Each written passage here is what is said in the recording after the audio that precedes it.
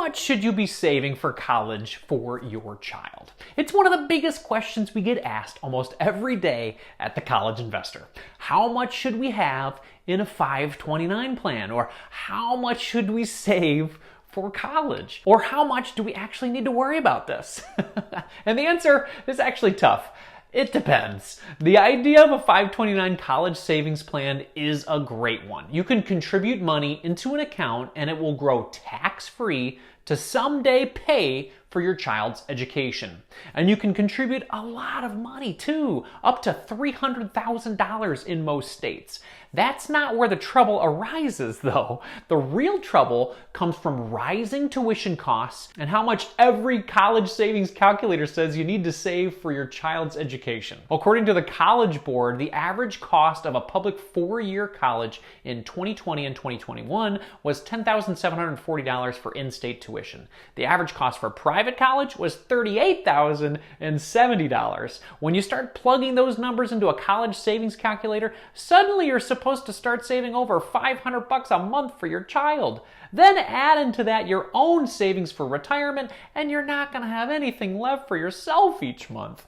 So let's dive in, get a bit more granular, and see how much you should have in a 529 plan at different ages. Hey everyone, this is Andy Hill with The College Investor, investing and personal finance for millennials. If you're new to the channel and like what you hear, please hit subscribe so you're ready when our next video comes out. To access any of the links mentioned today, please go to our video description. Using those links, everyone supports this channel, so thank you very much for considering it. All right, let's talk about following the order of operations for saving for college. That single amount for the potential cost of college gives me sticker shock when I think about saving for my kids' college education, but it's also an important reminder of why everyone should follow the order of operations for saving for your kids' college. The key phrase is yes. And we'll start with why, which is you. You have to make sure your own financial house is in order before you try to save for your child's college. If you can't make rent or buy groceries, there are bigger issues to fix first. However, the you bucket also includes saving for your own retirement and making sure you have an emergency fund. We've said this countless times, and it remains true every time. You cannot get a loan for retirement. Make sure you save for yourself first. And then you've got E, which is education savings accounts. If you've saved for yourself, next you can save for your child in an education savings account like a 529 plan. And then there's S, which is savings. After contributing some amount to the 529 plan or other educational savings accounts, it's smart to save in a traditional savings account as well, in case there are other expenses you want to help your child with that don't qualify as education expenses. Now let's talk about how much you really need to save in a 529 plan. A big reason that scary number is so scary when we look at the total cost of college, it's because it's the 100% total cost of college. As a parent, you don't need to pay for 100% of their school, or maybe you'll pay for 100% of their public in-state tuition and then the rest is up to them. Or maybe you'll just have a target savings number and then the rest is up to them after that. It's simply important to remember that you don't have to save and pay for all of their college. It's their college, right? Not your college. Plus, there are tons of ways for them to find help paying for school, from finding scholarships to getting student loans. So instead of stressing out about saving $500 per month, which would be really difficult for our family right now, I'm gonna make the following assumptions and save based on that. It's this: I'm gonna save for an in-state college that currently costs $10,740 per year. I will contribute to all 4 years of my kids' college. I will pay 50% of the projected college cost. That feels better. I'm done contributing to the 529 plan when my child is an adult. Also, I expect college costs to continue to increase by 4% per year, and I expect to get a 6% per year return on my investments in my 529 plan. With these assumptions, I should be saving about $96 per month for my kids' college cost, or $1,151 per year. a lot more palatable. However, if you're on the high end and want to contribute to pay 100% of your child's education expenses at a 4-year private college, we included that information in this chart that you're seeing right now. For reference, the high end would mean contributing $630 per month. Let's keep that chart up so you can see how much you should save in a 529 by age. Right away, with the assumptions we already spoke about, you're going to want to have between $1,000 and $7,000 in year 1. By age 5, between $7,000 and $44,000. By age 10, between $16,000 and $100,000. Age 15, between $28K and $180K. And age 18, between $37K and $245K. If you want better estimates, check out our 529 plan guide by state. You can find your state and see what the cost are to go to college in your specific state. Fidelity also has a great free calculator that allows you to determine how much your need specifically is based on your situation.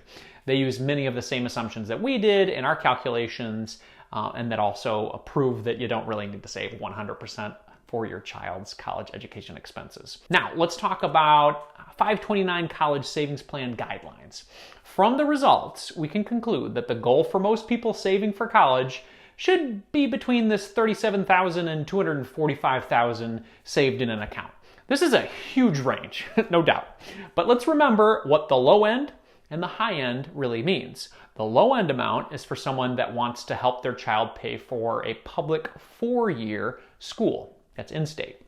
The high end amount is for someone that wants to fully pay for a 4-year private education for their child. Parents should also remember that even when saving for private school, many students who attend private schools get discounted tuition or receive scholarships to offset the real tuition price. So even that high end number might not make sense when saving for college. In this scenario, the low end of a 529 plan will be able to pay out between $9,600 and $10,000 per year for each of the 4 years of school. Given that the college costs are going to continue to rise, that should be about 50% of a 4-year public school tuition for 18 years. Now, you might be asking, well, where can I open a 529 plan? Well, many people don't realize that you can invest in almost any state 529 plan. For some people, it can make sense to use your own state's plan to take advantage of the tax deduction, but not all states offer tax deductions on contributions, notably California for a lot of you out there. If the state doesn't matter, the next thing to look at are performance and ease of saving. For performance, you want good performance for low fees. For ease of savings, we look at whether the plan can be connected to a savings program like Backer. Backer makes 529 plan gifting so easy, so you can both save for your children or help a friend or family member save as well. Check out our Backer links below or click on the link in our video description to check that out. Another resource to consider is from savingforcollege.com. They rank the best 529 plans every single year. What plan you choose depends on the state that you're from. Now let's talk about some recommendations to help with saving for college. Even saving just like $100 per month can seem like a daunting task for a lot of families. It definitely is for this family for sure. However, when it comes to saving for college, here are some simple tricks that can help with the process. Number 1, save all of your child's birthday and holiday money. In many families, kids receive money from their grandparents, their aunts, their uncles, and more. A child might receive upwards of $200 per year in gift money. If you save that, you're 20% of the way there to fulfilling your annual 529 contribution. A great way to do this is with a service like Backer. Number 2, look at Upromise. This is a free service that is designed to help families pay for college by simply doing their normal everyday shopping. Upromise offers cashback rewards for linking a credit or debit card and using that card at participating retailers. You can earn anywhere from 1% to 25% cash back at different retailers. Upromise says that some members are earning at least $1,000 per year. That's almost everything you need to fully fund a 529 plan. Plus, right now you can get a $25 bonus if you link your 529 plan within 30 days of signing up. Upromise makes it easy to sign up and save for college. Check it out in the links below or again in our video description. And then number 3, focus on earning more money. Instead of looking at where you can cut your budget, ask yourself, how can you add $100 in income to your budget this month? At The College Investor, we're firm believers that anyone can earn an additional $100 per month. And what better way to put that extra $100 to use than by funding a 529 plan for your child? If you don't know where to start, check out our video with the 15 best side hustles to earn extra money this month. Thanks for hanging out today, everyone. This is Andy from The College Investor. We'll see you in the next video.